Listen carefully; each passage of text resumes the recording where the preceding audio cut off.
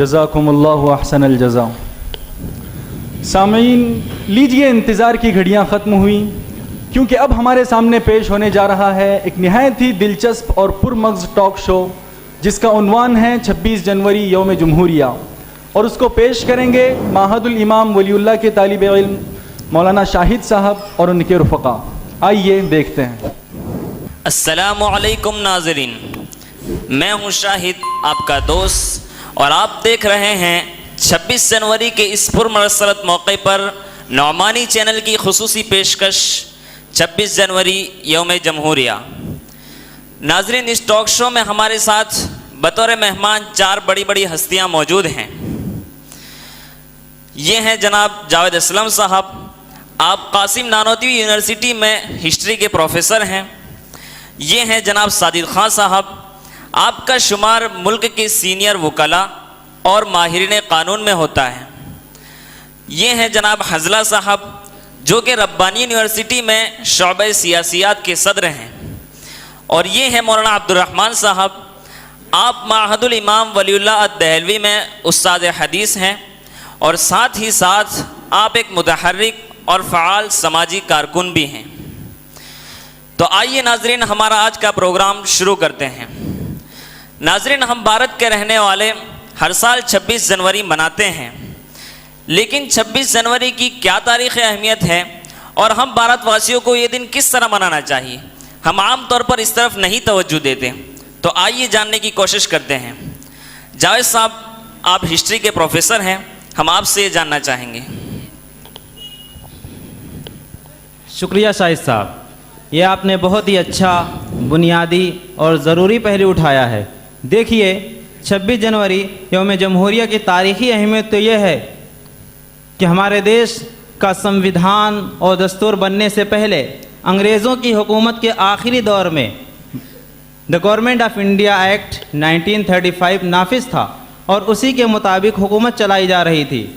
آزادی کے بعد ہماری اپنی بھارت کی دستور ساز اسمبلی کی محنت سے بھارت کا جو اپنا سمویدھان اور دستور تیار ہو کر 26 نومبر 1949 کو پیش ہوا تھا، وہ 26 جنوری 1950 کو عملاً نافذ ہوا۔ The government of India act 1935 منسوخ ہو کر دستور ہند کے مطابق عمل آوری 26 جنوری 1950 کو ہی شروع ہوئی، اور بھارت میں اس کے اپنے سمویدھان اور دستور کے مطابق جمہوری طرز حکومت کا آغاز 26 جنوری 1950 کو ہی ہوا۔ اور اس عظیم اور یادگار دن کو ہمیں اس طرح منانا چاہیے کہ ہم ایک دوسرے کو خوشیوں بھری مبارکباد دینے کے ساتھ ساتھ اس پر بھی ذرا سنجیدگی سے غور کریں اور سوچیں کہ ہمارے اس جمہوری ملک نے اور یہاں کی کروڑ کروڑ جمہوریت پسند بھارت واسیوں نے جن خوابوں کو اپنی آنکھوں میں سجا کر اپنا خود کا دستور بنایا اور نافذ کیا تھا، وہ خواب کس حد تک پورے ہوئے، اور جن جمہوری اقدار کی خاطر ہمارے بڑوں نے اپنی جان و مال اور عزت و آبرو کی بے مثال قربانیاں دی تھیں، ان جمہوری اقدار کی آج ہم سے کس حد تک پاسداری ہو رہی ہے۔ بہت بہت شکریہ جاوید صاحب، آپ نے بہت ہی کارآمد باتوں کی طرف توجہ دلائی۔ واقعی ہمیں یہ دن اسی طرح منانا چاہیے۔ ناظرین، جیسا کہ ابھی ہم نے سنا، 26 جنوری یوم جمہوریہ بھارت کے آئین کے یوم نفاذ کی یادگار ہیں۔ تو آئیے اسی مناسبت سے جاننے کی کوشش کرتے ہیں کہ بھارت کا آئین کیسا ہے اور اس کی کیا خصوصیات ہیں۔ ایڈوکیٹ جناب صادق خان صاحب، آپ چونکہ ماہر قانون ہیں، تو ہم چاہیں گے کہ آپ ہمیں بھارت کے آئین کی نمایاں خصوصیات کے بارے میں کچھ بتائیں۔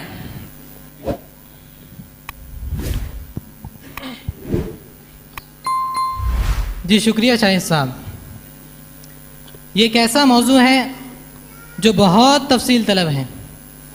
اس پر کما حق و گفتگو کرنے کے لیے لمبا وقت چاہیے، لیکن چونکہ ہر بھارت واسی کے لیے اس کا جاننا بہت ضروری اور مفید بھی ہے، اس لیے میں اختصار کے ساتھ اس بارے میں کچھ عرض کرنے کی کوشش کرتا ہوں۔ جی بہتر۔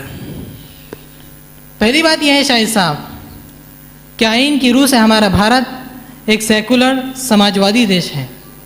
بحیثیت ریاست اس کا اپنا کوئی دھرم اور مذہب نہیں ہے، بلکہ یہاں بلا تفریق ہر دھرم اور مذہب کو یکساں احترام کی نظر سے دیکھا جانا ضروری ہے، اور اسی لیے یہاں بنائے جانے والے قوانین میں اس بات کا لحاظ بھی ضروری ہے کہ وہ پورے سماج کو پیش نظر رکھ کر بنائے جائیں، نہ کہ صرف کسی ایک خاص دھرم یا کسی ایک خاص کمیونٹی کو مد نظر رکھ کر۔ اور اسی لیے یہاں آئین کی روح سے ہر فرد اور قوم کو اپنے مذہب پر عمل کرنے اور بلا جبر اس کا پرچار کرنے کی بھی پوری آزادی حاصل ہے۔ دوسری ایک اہم بات ہمارے آئین کی یہ ہے کہ وہ کسی ایک فرد یا خاندان یا کسی ایک خاص کمیونٹی کو حکومت کا حقدار نہیں سمجھتا، بلکہ وہ سب دیش واسیوں کو اقتدار کا سرچشمہ مانتا ہے۔ حکومت چلانے کے لیے مناسب کارندوں اور نمائندوں کے انتخاب کا حق وہ ملک کے سب باشندوں اور سب طبقات کو دیتا ہے۔ اسی لیے ہمارے ملک میں حکومت کی تشکیل کے لیے سب سے پہلے مرحلے میں عمومی انتخابات کرائے جانے ضروری ہیں، جن میں عوام حصہ لے کر اپنی پسند سے اچھے نمائندوں کو منتخب کر کے حکومت تشکیل دینے اور چلانے کے لیے بھیج سکیں۔ اس موقع پر میں یہ بھی بتاتا چلوں کہ انتخابات کا صاف و شفاف ہونا بھی بے حد ضروری ہے، کیونکہ اگر دھاندلی کے ساتھ انتخابات کرائے جائیں گے تو عوام کے حقیقی نمائندے حکومت کے ایوانوں میں نہیں پہنچ سکیں گے۔ اس لیے EVM جیسی مشینوں کے ذریعے کروائے جانے والے انتخاب دستور کی روح اور اس کے بنیادی مقاصد کے خلاف ہیں، کیونکہ اس سے صاف و شفاف انتخابات نہیں ہو سکتے اور صحیح جمہوریت نہیں وجود میں آ سکتی۔ ملک بھر میں پیش آنے والے واقعات اس کا کھلا ثبوت ہے۔ لوگ سوشل میڈیا پر کھل کر کہہ رہے ہیں کہ ہم نے جو ووٹ دیے تھے وہ کہاں گئے، لیکن حکومت کی جانب سے کوئی جواب نہیں دیا جا رہا ہے اور ساری باتوں کو نظر انداز کر کے EVM کے ذریعے انتخابات کرائے جا رہے ہیں۔ یہ بہت ہی غلط ہو رہا ہے۔ بہرحال اس کے علاوہ ہمارا آئین ملک کے تمام باشندوں کے لیے سیاسی، سماجی اور معاشی انصاف کے تحفظ کی بھی ضمانت دیتا ہے۔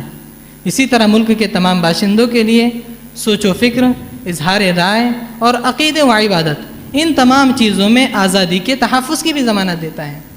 ان کے علاوہ اور بھی بہت ساری باتیں آئین کے سلسلے میں بتائی جا سکتی ہیں، لیکن میرے خیال میں اس مختصر سی صحبت میں اتنی باتیں بھی آئین کی افادیت کو سمجھنے کے لیے کافی ہیں۔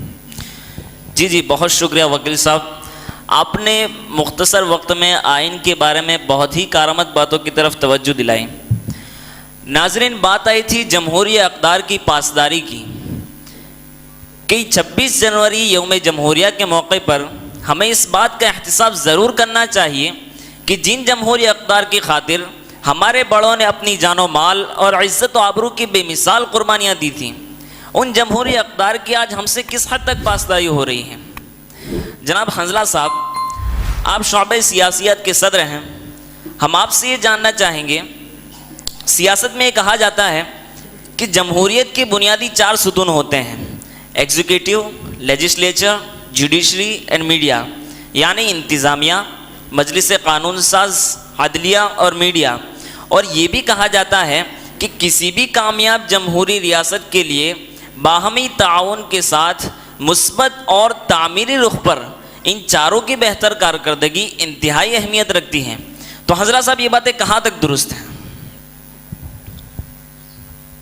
شکریہ شاہد صاحب، یہ بات بالکل درست ہے کہ کسی بھی کامیاب جمہوری ریاست کے لیے باہمی تعاون کے ساتھ انتظامیہ، مقننہ، عدلیہ اور میڈیا کی سیکولر، مثبت اور تعمیری بہتر کارکردگی انتہائی اہمیت رکھتی ہے۔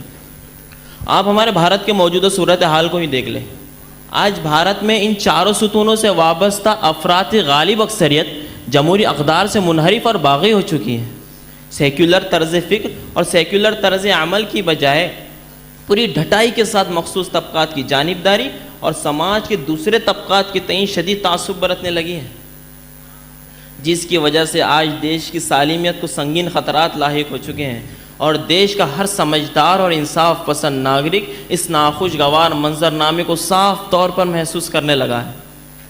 ہزاروں سال سے اس ملک میں مختلف دھرموں اور مذہبوں کے ماننے والے افراد اور قومیں ہنسی خوشی رہتی آئی ہیں۔ یہ ملک گنگا جمنی تہذیب کا گہوارہ رہا ہے اور کثرت میں وحدت پوری دنیا میں بھارت کی ایک منفرد پہچان رہی ہے۔ یہاں کے متنوع معاشروں کے لیے پرامن بقائے باہمی کا اصول ہی انتہائی مناسب ہے۔ باوجود اس کے کہ ہمارا ملک جمہوری ملک ہے اور باوجود اس کے کہ ہمارا آئین و دستور جمہوریت پسند اور جمہوریت کا علم بردار ہے، مگر باوجود ان سب باتوں کے اس وقت ہمارے ملک کی انتظامیہ، مقننہ، عدلیہ، میڈیا سب پر جمہوری اقدار کی بجائے فرقہ پرستی اور مخصوص مذہبی شدت پسندی کا زعفرانی رنگ چڑھتا چلا جا رہا ہے، اور جس کی وجہ سے پورے ملک کی فضا تیزی کے ساتھ خوف اور نفرت کے ماحول میں ڈھلتی چلی جا رہی ہے۔ ہندو، مسلم، سکھ، عیسائی آپس میں سب بھائی بھائی والی سوچ اور بھائی چارہ تیزی کے ساتھ ختم ہوتا جا رہا ہے۔ اگر صورتحال یوں ہی چلتی رہی اور اسی طرح خوف اور نفرت کی سیاست کی جاتی رہی تو اس پیارے دیش کو فرقہ واریت کی آگ میں جل کر راکھ ہونے سے کوئی نہیں بچا سکتا۔ بالکل درست فرمایا حضرت صاحب، آپ نے بالکل درست فرمایا۔ اوپر والے سے دعا ہے کہ وہ ہمارے اس عزیز ملک کو اجڑنے اور ویران ہونے سے بچائیں، یہاں پہلے ہی کی طرح پھر سے امن و آشتی اور بھائی چارے کی فضا قائم ہو، اور ایک بار پھر ہمارا یہ ملک دنیا میں کثرت میں وحدت کے حسین گہوارے کے طور پر ابھرے۔ لیکن ناظرین، اس کے لیے ہم کو دعاؤں کے ساتھ ساتھ مناسب تدابیر بھی اختیار کرنی پڑے گی۔ مشہور ہے کہ دعا کے ساتھ دوا بھی ضروری ہے۔ مولانا عبد الرحمن صاحب، آپ ایک عالم دین ہونے کے ساتھ ساتھ ایک متحرک اور فعال سماجی کارکن بھی ہیں، تو ہم آپ سے جاننا چاہیں گے کہ اس سلسلے میں ہمیں کیا مناسب تدابیر اختیار کرنی چاہیے اور کیا اقدامات کرنے چاہیے؟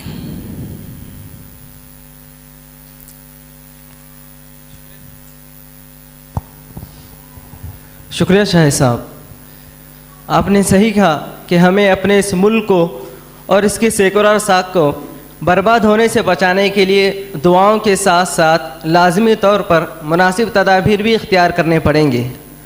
اب وہ تدابیر کیا ہونی چاہیے؟ تو اس سلسلے میں واقعہ یہ ہے کہ کئی لمبی نشستوں کی ضرورت ہے۔ اس وقت تو بس اصولی طور پر ایک اہم باتوں کی طرف اشارہ کرنے پر اکتفا کرتا ہوں۔ جی بہت اچھا۔ ایک کام تو اس سلسلے میں یہ ہونا چاہیے کہ پورے ملک کے جو مظلوم اور سیکولر پسند طبقات ہیں ان کا سیکولر مخالف عناصر کے خلاف ایک اتحاد بنے، وہ اس مقصد پر ایک ایسا زبردست آپسی اتحاد قائم کرنے کی کوشش کریں کہ ہم خوف اور نفرت کی سیاست کرنے والوں کے نفرت انگیز باتوں میں اب نہیں آئیں گے۔ نفرت بھری باتوں سے متاثر ہو کر دھرم کے نام پر آپس میں لڑنا اور ایک دوسرے سے نفرت کرنا تو دور کی بات ہے، ہم الٹا مذہبی رواداری اور آپسی بھائی چارے کی سوچ کو فروغ دیں گے۔ ہم چاہے کسی بھی دھرم کے ماننے والے، کسی بھی طبقے اور کمیونٹی سے تعلق رکھنے والے ہوں، مگر ہم جمہوریت کو بچانے اور بحال کرنے کے لیے مشترکہ جدوجہد کریں گے اور اپنی دیش کی سیکولر ساکھ کو خراب ہونے اور ختم ہونے نہیں دیں گے۔ بلا شبہ آج بھی ہمارے ملک کے باشندوں کی اکثریت امن پسند اور جمہوریت پسند ہے، جو پرامن بقائے باہمی کے زرعی اصول پر یقین رکھتی ہے اور بھارت کو پہلے کی طرح کثرت میں وحدت کے روشن مینار کے طور پر دیکھنا چاہتی ہے۔ ایک اور اہم ترین اور بنیادی کام شاہد صاحب اس سلسلے میں یہ ہونا چاہیے کہ دیکھیے، انتظامیہ ہو یا مقننہ، عدلیہ ہو یا میڈیا، ان تمام شعبوں میں باشندگان ملک کے جو نمائندے پہنچے وہ نہ صرف یہ کہ اچھی طرح تعلیم یافتہ ہونے چاہیے، بلکہ ان کے اندر اپنے یا صرف اپنی کمیونٹی کے مفادات کے بجائے پورے ملک کے عوام کے لیے خیر خواہی کے جذبات ہونے چاہیے۔ ان کے اندر اپنے ملک کی حقیقی ترقی کے راہ پر سب کو ساتھ لے کر چلنے کی سوچ، مزاج اور جذبات ہونے چاہیے۔ ان کے دل سب کے لیے کھلے ہونے چاہیے، وہ انصاف پسند ہونے چاہیے۔ ان کے اندر مفاد پرستی، دھوکہ دہی، دجل و فریب، ناانصافی، مذہبی، قومی، علاقائی اور لونی تعصبات نہیں ہونے چاہیے۔ غرض یہ کہ جمہوریت کے ان چاروں بنیادی ستونوں میں ایسے اچھے اور قابل افراد کام کرنے والے ہونے چاہیے۔ اس وقت ایسے کام کرنے والے ان چاروں شعبوں میں آٹے میں نمک کے برابر ہے، اس لیے یہ چاروں شعبے جمہوری اقدار اور روایات سے خالی ہوتے جا رہے ہیں اور ان کی جگہ طرح طرح کے تعصبات جڑ پکڑتے جا رہے ہیں۔ اب اس کے لیے پوری ہندوستانی قوم کو خاص طور پر اپنی تعلیمی نظام پر فوری توجہ دینے کی ضرورت ہے، کیونکہ ان جیسے تمام شعبوں میں کام کرنے والے افراد تعلیمی اداروں ہی میں تیار ہوتے اور پروان چڑھتے ہیں۔ اس لیے ہمارے تعلیمی اداروں میں ٹھوس تعلیم کے ساتھ ساتھ کردار سازی پر بھی محنت ہو، بچوں کو شروع ہی سے بلا تفریق مذہب و ملت، باہم محبت و اخوت اور آپسی بھائی چارے کے ساتھ رہنا سکھایا جائے، انسانیت کا احترام، वतन और तमाम अहले वतन से यकसा मोहब्बत उनके दिलों में बिठाई जाए। बच्चे मुस्तक़बिल में सिर्फ़ अपने करियर, अपनी जेब और अपने पेट को मकसूद बनाकर जीने वाले बनने के बजाय मुल्क व कौम की सच्ची और बेलौस खिदमत को अपना मकसदी ज़िंदगी बनाकर जीने वाले बने। ऐसे जज्बात उनके अंदर परवान चढ़ाए जाएँ। इसी के साथ साथ मुल्क व कौम के मुफक्किरीन, अहले कलम, खुतबा और शुआरा, इन सब की भी ज़िम्मेदारी ये है कि अपने मुतनव्वे सलाहियतों को बरोए कार लाकर बाशिंदगान मुल्क की मुस्बत और तामीरी ज़हनसाजी का काम करें। समाज में फ़िरका वाराना ज़हनियत को ख़त्म करके आपसी भाईचारे की सोच को फ़रोग़ दें। मुल्क के जो हकीकी मसाइल मौजूदा खौफ और नफ़रत की सियासत के तहत दबा दिए जा रहे हैं, उनको पूरी क़ुव्वत के साथ उठाकर कौम के सामने लाएँ और कौम में यह एहसास बेदार करें कि हमें आपस में लड़ने और एक दूसरे से नफ़रत करने के बजाय संजीदगी से हकीकी मसाइल पर सबको साथ मिलकर गौर करना चाहिए और सबको साथ लेकर इनको हल करना चाहिए। इससे से हमारा मुल्क खुशहाल होगा और हकीकी माने में तरक्की करेगा। बहुत बहुत शुक्रिया मौलाना साहब, आपने बहुत ही कारगर बातों की तरफ तवज्जो दिलाई। तो नाज़रीन, ये था हमारा आज का प्रोग्राम 26 जनवरी यौम जमहूरिया के उन्वान के तहत। इस प्रोग्राम के तहत हमने जाना कि 26 जनवरी यौम जमहूरिया की क्या तारीख़ी अहमियत है और हम भारतवासियों को ये दिन किस तरह मनाना चाहिए। ऐसे ही 26 जनवरी यौम जमहूरिया भारत के आइन के यौम निफाज की यादगार है। तो भारत का आइन है कैसा, क्या उसकी असल रूह और मकासिद हैं। ऐसे ही हमारे मुल्क की इंतज़ामिया, मुक़न्निना, अदलिया और मीडिया का इस वक्त क्या हाल है, जिसकी वजह से मुल्क की जमहूरी साख को किस तरह के ख़तरात लाहिक हो चुके हैं। हालांकि जमहूरियत के इन बुनियादी चारों सुतूनों का हकीकी किरदार क्या होना चाहिए था, ये भी हमने जाना। और उसी के साथ साथ उन मुफीद तदाबीर पर भी बहुत ही कीमती और काबिल तवज्जो बातें हमारे सामने आई, जिनको अपनाने से हम अपने मुल्क की जमहूरी साख और सेक्युलर छवि को बचा सकते हैं और उसको मजबूत कर सकते हैं। तो नाजरीन, हम उम्मीद करते हैं कि आपको हमारा ये प्रोग्राम पसंद आया होगा। हम आप सबका भी और ख़ास तौर पर अपने इन मेहमानों का बहुत बहुत शुक्रिया अदा करते हैं। जज़ाकुमुल्लाह।